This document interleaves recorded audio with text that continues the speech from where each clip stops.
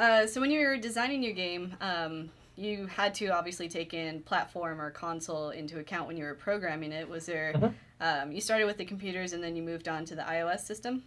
Actually, when we started Spacechem, we were like, oh, we're going to make a game. We're going to use XNA. It's going to be for Windows and it's going to be for Xbox because we can totally get a game on Xbox. And we're probably like, oh God, like 2 months in, we realized we're like, this game is not going to be playable on an Xbox. Because of the It's going to suck. scrolling or the scanning. The controls, it's totally like a mouse game, like it would never work on an Xbox. So we switched from Windows and Xbox to Windows, Mac, and Linux as our target platforms, and that worked out really well. And yeah, and eventually we brought it to iPad, and now we're bringing it to Android tablets. Was there a reason for the delay in getting it to the Android? Because it was on iOS It a while ago. was. It was because Android is questionable. So the history of Android. I mean, like if you look at Android a couple of years ago, like when the iPad came out, the iPad was like a pretty solid platform. There was only one of them. We knew what the specs were. It was pretty reliable.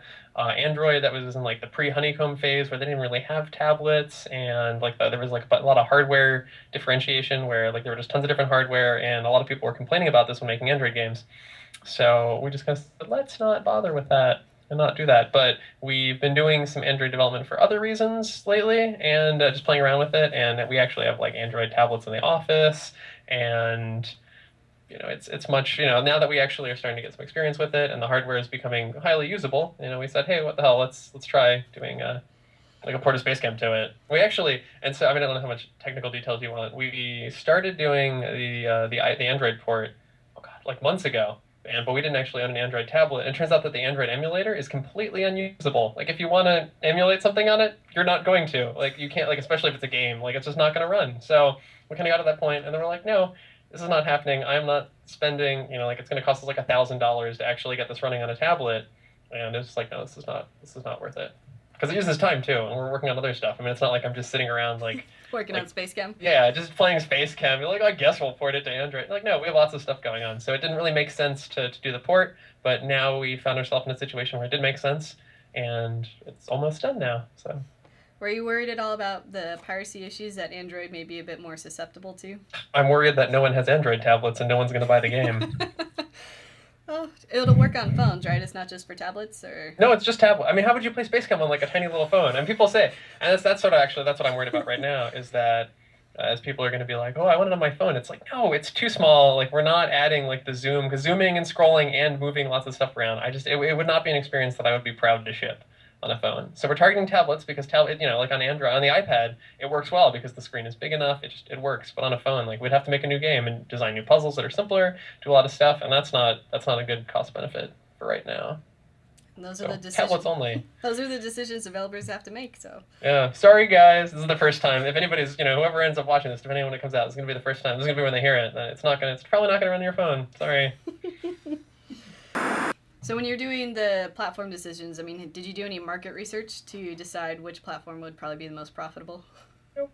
This is for at which point? for just starting up with Space Oh, when we Cam? started? I mean, okay. So to be fair, I mean, when you're a nobody, like indie developer, you don't have a lot of choice. I mean, like if you want to get on Xbox, if you want to get on PlayStation, if you want to get on Nintendo, you pretty much have to like make the game and then show it to them and then hope that they cast their gaze on you and take you seriously and let you publish your game on the platform. And like it's starting to change, but when we did Space Cam, like I mean, I think the environment is getting progressively more indie friendly. But like, when we started this 2 years ago, like it was not that indie friendly. But like compare that to the PC. Anybody can make a PC game and then sell it and then ship it and like no one's going to say you can't do that or we're not going to let you on this platform. No, like anybody can make a PC game. So that's why we picked PC. So initially, you tried to get onto Steam when you had the game Mhm. completed, but Yep.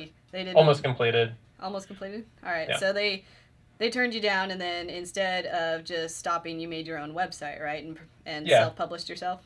Yeah, well, I mean, we already had a website. We already had people who liked the free games that I made before. So we were always planning to sell it on our own, like even if we didn't get on Steam. That was sort of the Steam was definitely a stretch goal at the time. And yeah, it didn't happen. So I mean, that wasn't about to stop us. So we just made our own store, sold the game, had a lot of success actually. And then when the game started picking up, when the game started proving itself that a game like this could be popular, that's when we managed to get on Steam. Well, you got reviewed, right? Yeah, we got lots of reviews, lots of people buying it, lots of people saying great things about it, and lots of good reviews, not just getting reviewed. Period. Because then that's what it really takes to get on Steam and something like that, is because they're taking a risk by taking some of their space of which they don't have an unlimited amount, and then putting your game on there. So you have to your game has to be something that looks like it'll do well.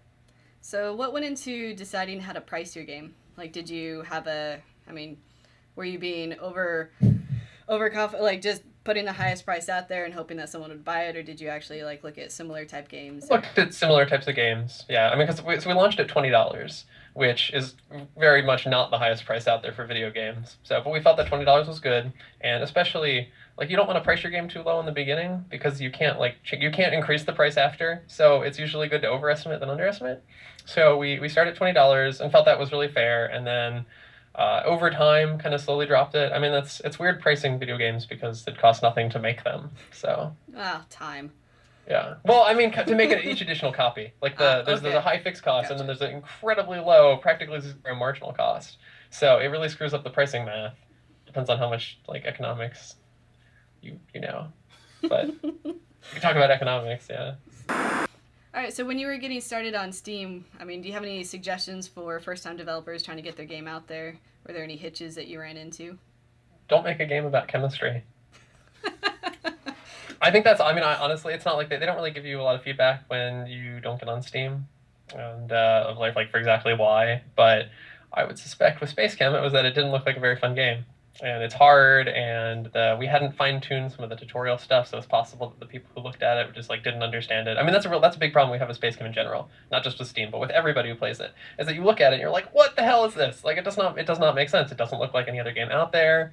It looks like it's an educational game that's about chemistry. Like, it just doesn't look fun at all. But you have to sort of like get into it and then secretly find the fun, which is that's a pretty terrible thing for a game, is to make it that hard for people to see why it's fun. So if you want to get your game on Steam, make it look fun and make it obvious why it's a good game.